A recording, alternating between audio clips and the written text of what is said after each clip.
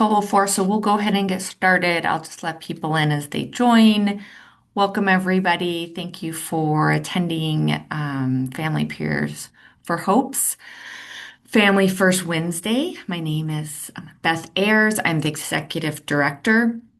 Family Peers for Hope's mission is to lead the development and expansion of family peer support in Montana, providing hope, empowering families, building connections, and inspiring change.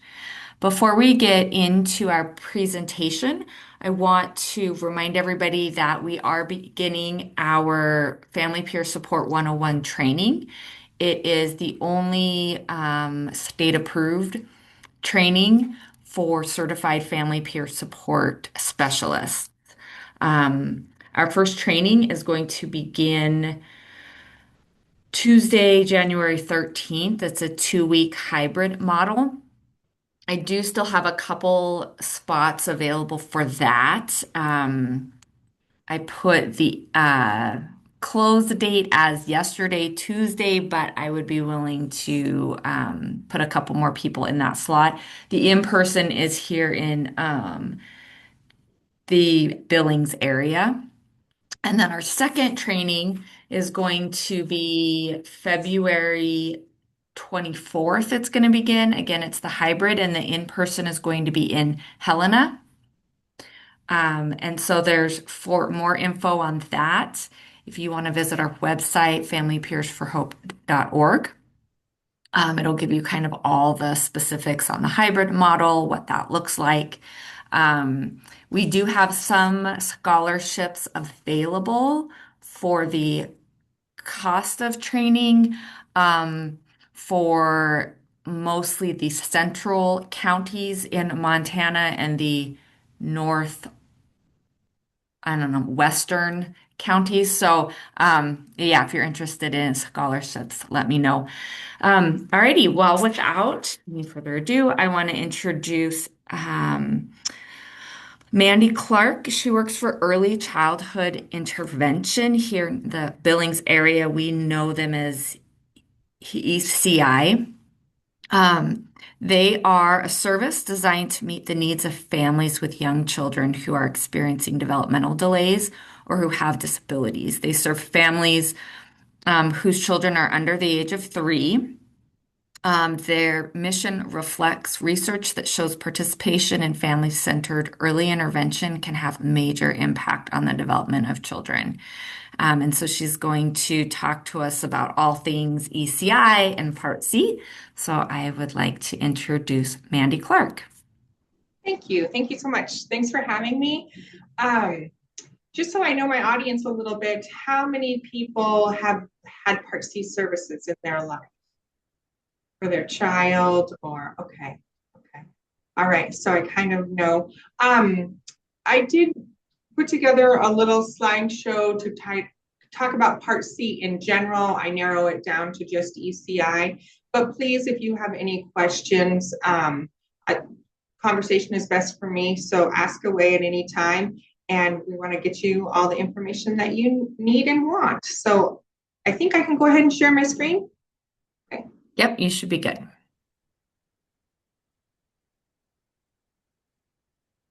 Okay, slide 1. So first of all, just an overview. When we say Part C service, we're indicating that we're Part C of IDEA, the Individuals with Disabilities Education Act. We're a comprehensive system of early intervention services and supports for families with children 0 to 3. Children do have to be eligible for our services. There's 2 ways to be eligible. A percent of delay is what we use in Montana. So we would do a standardized assessment with the child and see where they are related to their same age peers. And if their delay, if they have 1 50% or 2 25% delays, then they're considered eligible that way. We also have a pretty comprehensive list of like diagnoses that we can use to determine eligibility. Things like that, you know, trisomy 21, basically any chromosomal difference, cerebral palsy, things like that are all listed on that comprehensive list. So again, 2 ways to be eligible. Type 2, you have qualifying delays. A type 1, you have a diagnosis that indicates that you could need some support. We are funded through an annual federal grant under Part C, kind of mentioned that. So if there's any questions there, that's kind of like the big picture overview. I wanted to share that ECI, as Beth said, serves Yellowstone County as well as 10 other counties in the state of Montana. But all of Montana, all of the United States is served with Part C services. So I put out our map here so you can see what agency serves what county. So now I'm not going to remember, 2 years ago, we had an RFP, a request for proposal, where we all wrote our information. I'll get into that a little bit. And anyway, this is how it played out. So family outreach is Bozeman area, we say. Early childhood intervention, ECI, Billings area, Deep, Miles City, that kind of part of the state, and then Benchmark is kind of up along the High Line. So our 4 agencies serve the whole state of Montana. We all follow IDEA, the law, although sometimes it looks a little different from agency to agency. I did put on here contact information for each agency. So if you're in a different part of the state and wanted to reach your Part C office, you can get that information here. And of course, I just pulled this off of DPHHS. They have what they call the Montana Milestones homepage on their website. So this will get you to the directors of each of the 4 agencies. I wanted to explain a little bit about how we are funded. So each of the 4 Part C providers is individually contracted with the state of Montana. So contracts are awarded through an RFP, or request for proposal process. It's a competitive process that allows an agency to submit an RFP in an attempt to win the contract. So any interested agency needs to demonstrate and write an RFP to show how they will adequately meet the requirements of IDEA. And they send us out a guideline that says you need to show us how you do this, how do you do this, and we have to put that all together. Of course, every agency applying gets the same guideline. Then the state grants the best qualified applicant the contract, and each contract is set for a specific number of years. And once that number of years or that contract is up, it starts again. I've been at ECI for 20 years, and I think I've been through 4 RFP processes. So some of ours have been 6 years long, some of them have been 3 years long. I think we did have a 1-year one time. So it just depends on what the state's looking at. Again, another overview that I want people to be aware of statewide for Part C services. We do have a Family Support Services Advisory Council. So FSSAC, that's always a hard one for me. I was thinking maybe some people would be parents, and so this is a plug.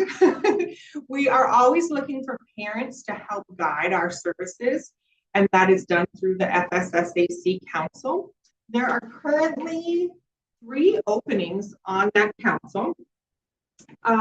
It's through the government's appointment, so you have to apply, and the governor has to say, yes, you can serve on this council. The commitment is 2.5 hours every 3 months, but there are some committees. So if you chose to be on a committee, you might spend more time. It's a 2-year commitment. After 2 years, they do ask that you pass the baton to a new family. So if anyone's ever interested in creating change or getting involved in how Part C services work in the state of Montana, this is a phenomenal opportunity to do that. And again, we're often, I don't know that I've ever known it to have 3 openings like we do right now, but it seems like we're always in need. So if anyone's interested in serving on that council, that would be amazing. I did list here our Part C leadership from the state of Montana. Again, I've been here for 20 years, and it's just been in the last, I think, 3, don't quote me on that, but not very long, that we've had more than one person leading our state in Part C services. So this is exciting to us that the state decided that we're important enough to have a team of people to support these services in our state. So Josh is our supervisor, so he's at the top, and he has very supportive of Part C services, really wants to get services that families need to them, to the families, and very supportive of us in doing that. Sherry Norcott is our program specialist. She runs the committee I just spoke of. Lynn is our program specialist. She kind of specializes in FES, but she's provided us with some great training, very hands-on. Liz Wood is our data specialist for always having to keep data, really to show the state and the federal government that we, as a family support specialist, as an agency, are meeting the letter of the law, the spirit of the law, that we're doing the best we can to serve families as they deserve to be served. So Liz collects all that data for us. And then Felina is our training and technical assistant, and she's she's been doing great getting us trainings and helping us just develop ourselves as family support specialists and programs as a whole. So there's our state of Montana leadership team with most of the information there. I wanted, thinking I would be presenting to parents or people who are interested in our services, the requirements of the staff at these 4 agencies. So we are called Family Support Specialists, or FSSs. So I wanted to explain kind of what's required of us to adequately serve families. First of all, we do have to have a degree in education, human resources, psychology, or related field. So that is a must. Once we're hired, we have to go through a short certification process. Usually takes about 2 months, where the state says, yes, you are certified to go into homes and to serve families under Part C. It's called a primary, so a primary certification. During our first 2 years of employment, we are required to get what's called a comprehensive certification. So we have to put together everything we've learned about Part C services, about resources in our community, about child development, about atypical child development, anything and everything in a large binder. It gets to be very large. And then we have to do an interview with the state to prove that we are knowledgeable in Part C services and in treating families. So once we're comprehensively certified, then we have continuing education that's required of us every 5 years. But I just wanted to make you guys aware of who's coming into people's homes. Of course, we have to have a driver's license and a vehicle because we're home visitors and we drive around. Background check, all of that stuff. So again, if you guys have any questions, just interrupt.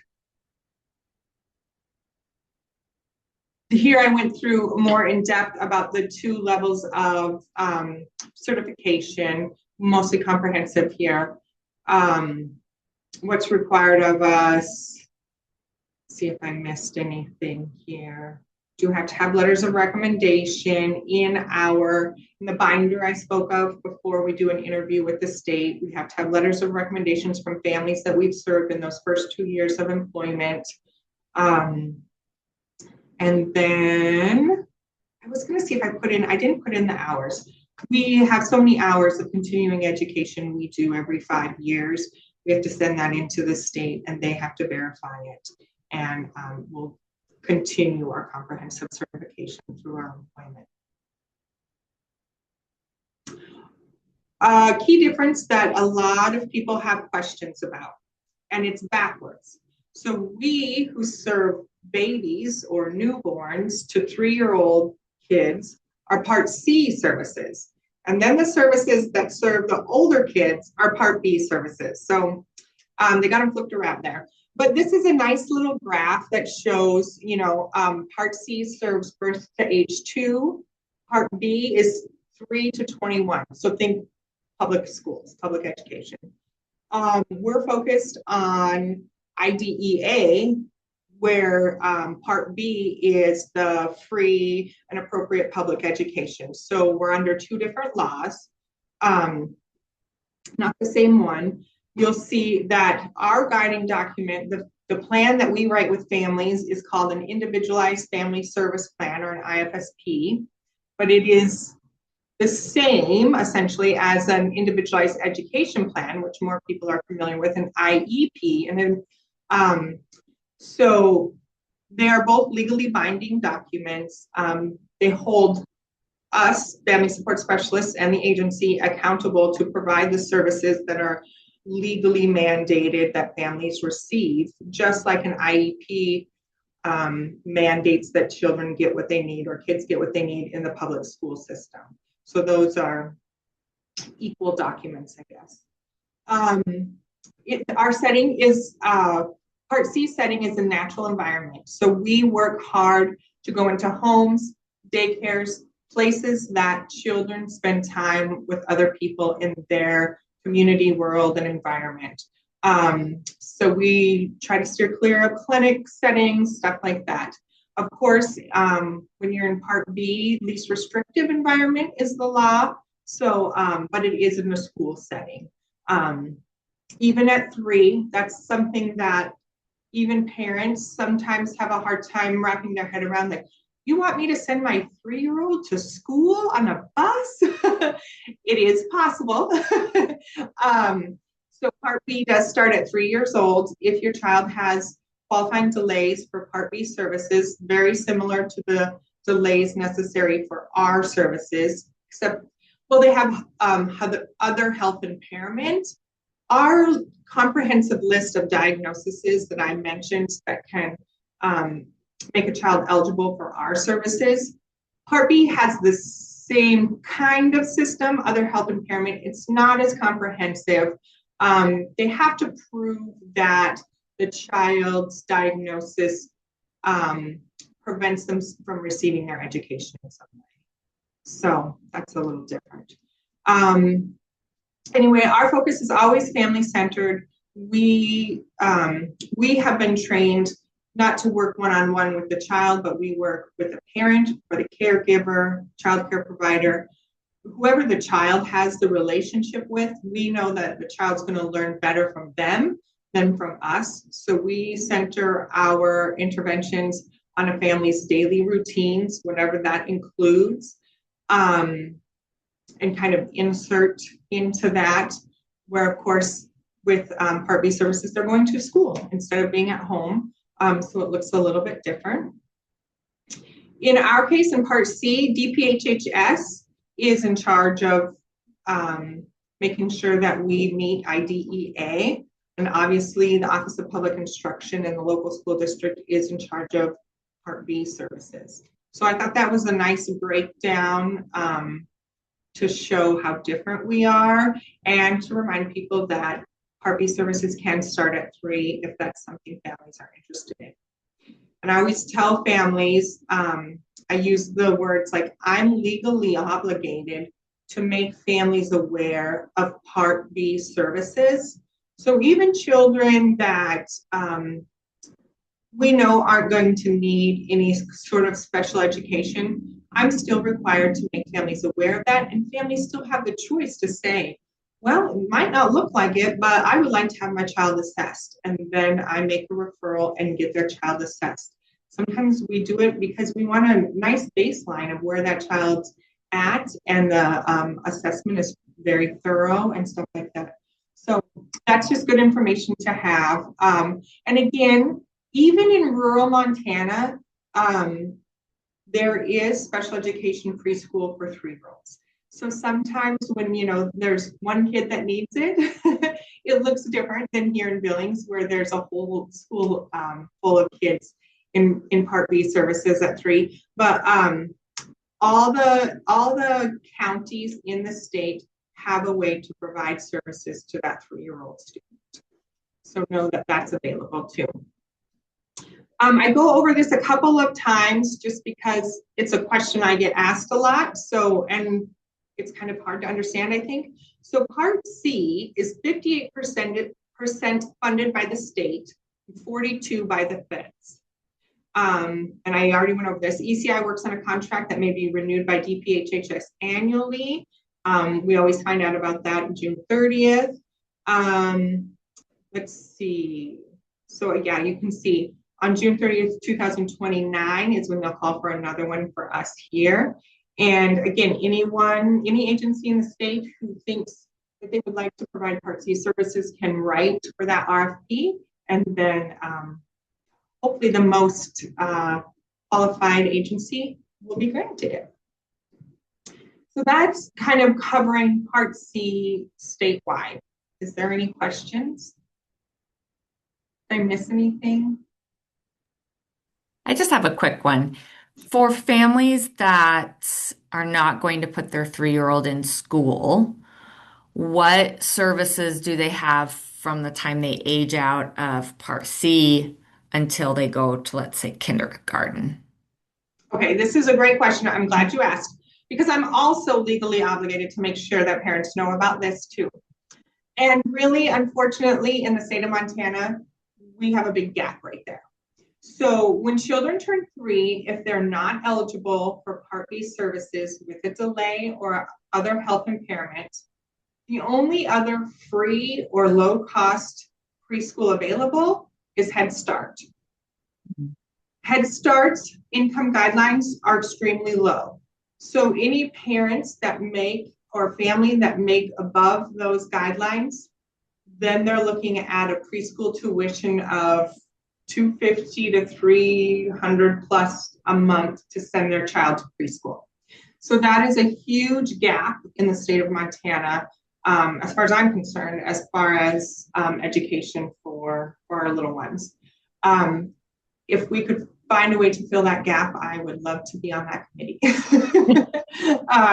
But yeah, so Head Start, of course, and we do now, we have a few more early Head Start programs. So even kids that are in Part C before their 3rd birthday can be in early Head Start, and that will lead to a really nice transition for those kiddos into the Head Start program. It's just those families that, like most of us, myself, like I make too much to get my kiddo into Head Start, but I don't make enough to afford that tuition. So then what do you do? Sure. So that's kind of a missing link here in. Mm-hmm. Are there any other questions?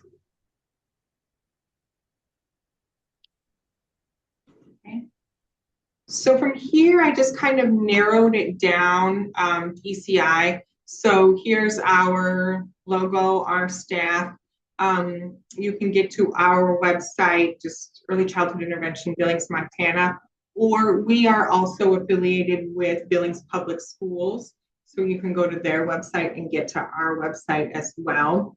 The nice thing about that is, of course, Part B services are provided through the school district too. So our Part B services for Billings Public Schools, they're called Rimrock Learning Center. Their website is listed right under ours, so you can kind of get all that information in one spot that way. But there we are. This is ECI. So then this is the results of our last survey.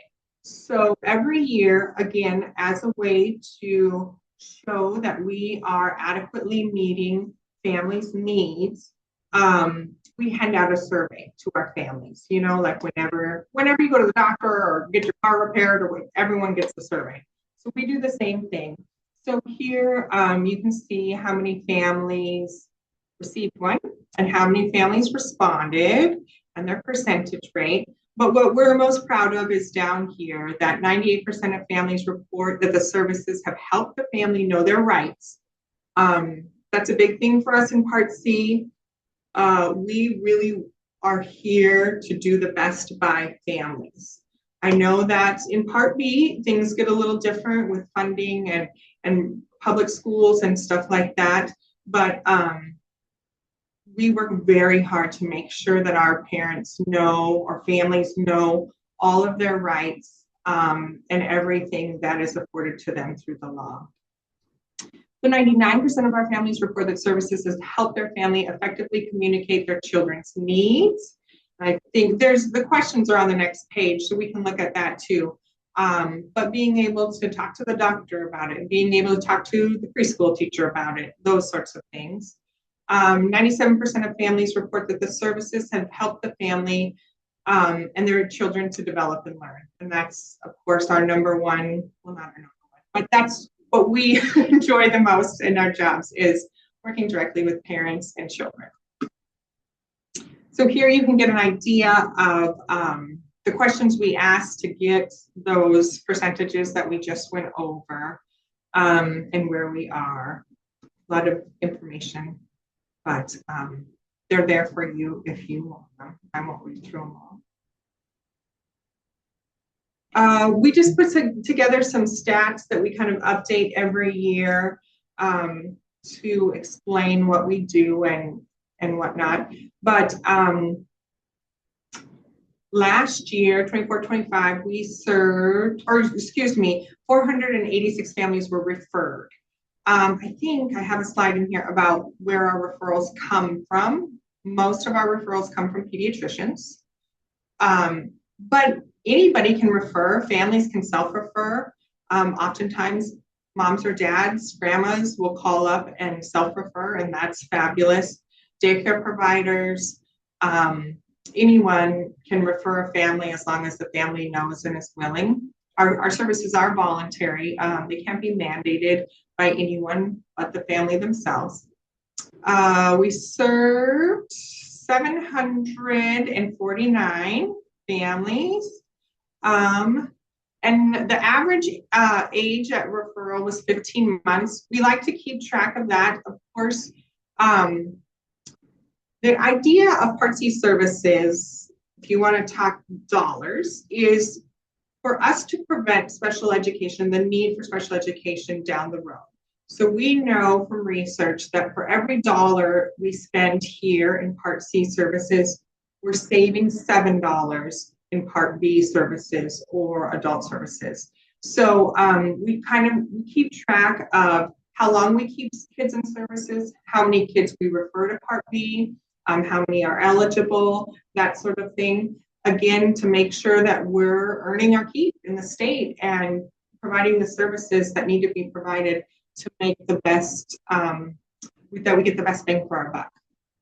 So here's our referral sources. You can see 52% come from medical or health services, 23% from family or friends, social services. There is a law, it's called CAPTA. I'm not even sure what the acronym stands for. But any child who's placed in the foster care system has to have an evaluation done by us within a certain number of days. So, but you can see it's not a huge part of what we do here. And then we do like random preschool screenings. They're really not random. They're very planned out by other organizations, but they invite us to attend. And so that's where we, go. I've done them in Absorki, and they have it advertised, and families can bring their child in, and we can do a screener. And then if it looks like the child needs further services, then we schedule a home visit to do intake and stuff like that. So that's those preschool screenings and stuff like that is a really nice way for us to reach the real rural parts of the state. Like I said, I've done Absorki, Belfry, places like that. We serve Bighorn County. I just got an alert on my computer. I don't know what it means it's going to happen. It says something will happen in 4 minutes. but we'll see. Again, we're really proud of the average months in services only being 12.8. Obviously, kids can spend all 36 months in services if needed, and that's fine. But we want to show that we are changing trajectory of children's development and whatnot. So only 50% of youngsters this past year moved to special education in their local school district at age 3. So again, showing that early intervention changes trajectory, makes a difference, prevents spending money down the road. What's important to us is that it prevents struggle or whatever for families down the road. We want to intervene early and get kids on the right track, get families where they need to be. We always say we're going to try to work ourselves out of a job. So moms and dads and grandmas and aunts and uncles are advocating for their child and getting them what they need, and we're not needed anymore. So there's some statistics in here. 46% of children with developmental delays did not need special education after Part C services. Let's see, 36 had no disability and were not receiving special education once they hit kindergarten. And 10% had a disability but did not receive special education services. So, you know, we were able to get them up with their same age peers and prevent that need for special education. So more inclusion. Let's see here. I think we're getting to the end.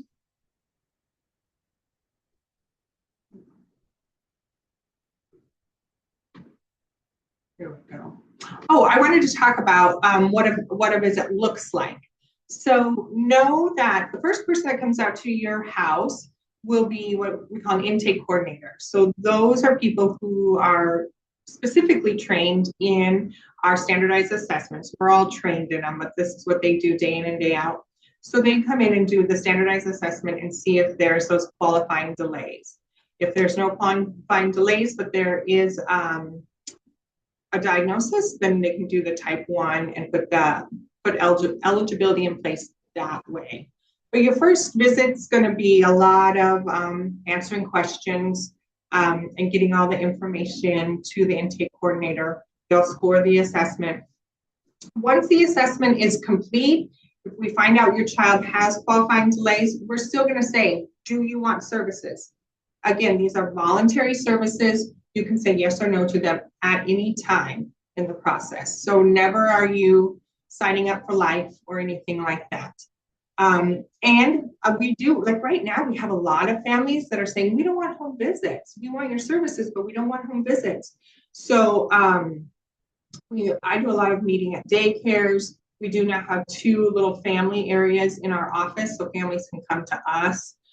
We also do go to therapy clinics and see kids there. Oftentimes that's more feasible for families. You know, if they have a kiddo who's in speech, OT, and PT all once a week, they don't want us coming a 4th time a week, you know. So we're always trying to keep services feasible and helpful. We're here to support families, not to be another burden or another box they have to check, you know.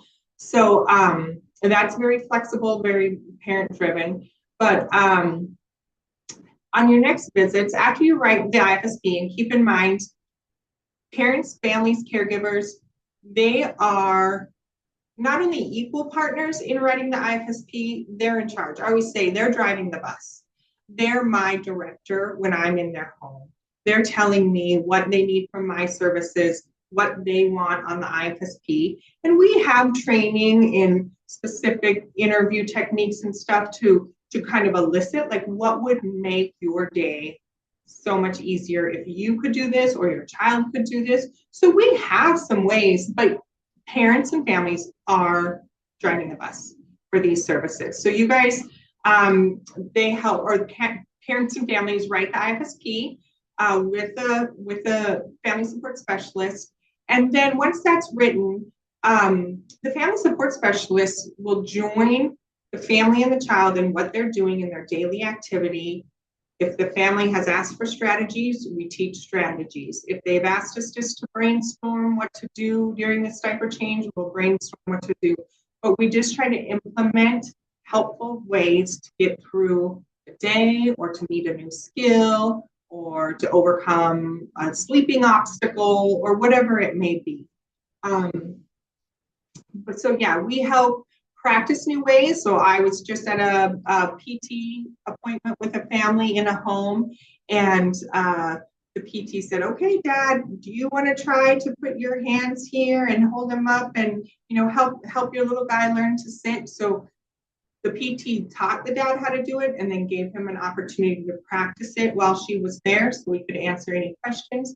And now the next time they're sitting on the floor playing, Dad can help him in and out of sit. So that's kind of what that looks like. Share information. Again, anything you asked, we will, if we don't know the answer to, we'll find the answer. We're also trained in saying, what do you already know? We're not coming in here to direct anything or tell you what we think you should know. We're here to meet you where you are. I keep saying you, I keep thinking I'm talking to families, and that might not be accurate, but we're here to meet families where they are, answer parents' questions, give parents the information that they've requested from us. Oftentimes we create what's called a joint plan. So at the end of a visit, we'll talk about what we want to do at the next visit. Sometimes we make pretty specific plans. We have kiddos who need like a sensory diet, who need a lot of sensory input. So we'll say, okay, at our next visit, we're going to try a vibration toy and see how the child reacts to the vibration toy, or something real specific. Sometimes we just come during bath time because they're a mess. So then we come during bath time, or whatever. So, and sometimes the family says, we want you to come once a week. And when we get there each week, we say, okay, what's on the plate today? And talk about it from there. So again, parent-driven, family-oriented, and just families really get to direct services. So each visit looks pretty different. And then just have our last slide here. We just work on building confidence, competence, and capacity. And we started in 1985. So that's a wrap on ECI. If anyone has any questions, I'd love to hear them. Yeah, feel free to turn your camera on or unmute, ask questions, or put them in the chat and I can read them. Anybody have any questions?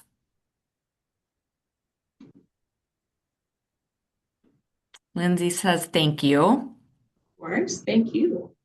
I do have one. Do you guys currently have a wait list? That's a great question. We're legally not allowed to have wait lists. If a child shows a need for services, whether the qualifying delays, a type 2, or diagnosis, a type 1, we serve them.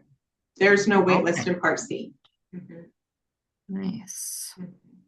Yeah, that's a really good question. That is very different from like private therapies. Obviously, we all know they have tons of wait lists. Mm-hmm. Part B, like special education preschool, you can't wait list a kiddo there either. They have to serve a kiddo that's eligible. Okay. But obviously, what they're going to get in the school setting depends on staffing and funds and all that stuff. Yeah. Sure. Does anybody have other questions?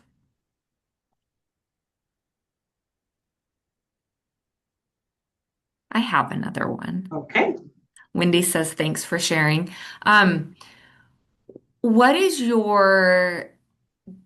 Do you guys struggle with keeping enough family support specialists hired? We haven't in the past, but we are. I think it's a nationwide trend in every field that we're just having a hard time finding employees. But yes, right now we are hiring for a family support specialist. And like I said, 15 years ago, applications would have just been rolling in. We would have, been able to pick from a whole bunch of people, and we're just waiting for applications now. So right now it is proving to be difficult. Okay. Do do family support specialists, do they tend to work for you guys a long time? Just, I guess what I'm asking is that a lot of times with special education or special needs services, the staff turnover rate can be hard on families because they work with someone and then a couple months later it's somebody new and a couple months later somebody new. So I just was wondering, in your experience, since you have worked here for so long, is that also kind of a challenge? So again, up until about 3, 4 years ago, our staff at ECI we had very little turnover. Yeah. A lady retired before me who had been here for I think 25 years. I'm at 20. I think the person behind me is at 18. Um, but I think around the state, there are specific agencies, and I don't know why, but they have had more turnover than we experience at ECI. Okay. So yes, that could be. And we've experienced it too, especially Sure. when we expanded. We used to serve just Billings Public Schools. Now that we serve 11 counties, Mm, and I was part of that problem. It took us a while to get our footing under us to serve that bigger area. So like I said, sure. oh, I can serve Lewistown, and I tried to serve Lewistown for a number of months in my own family. It just wasn't working out for. Mm, So those poor Lewistown families had some turnover, and yeah, we acknowledge that it is very hard for families. mhm. So, Yeah, but it is something we're experiencing more than we used to. sure. Yeah, I think that's a common, like you said, across the state and across Like special health industries. services. Yeah. Yeah, yeah. I mean, my husband is a golf course superintendent and he can't find employees. Like, it doesn't matter in what industry you work, it's just hard. It Yeah. is. It is. All right. Any other questions for Mandy?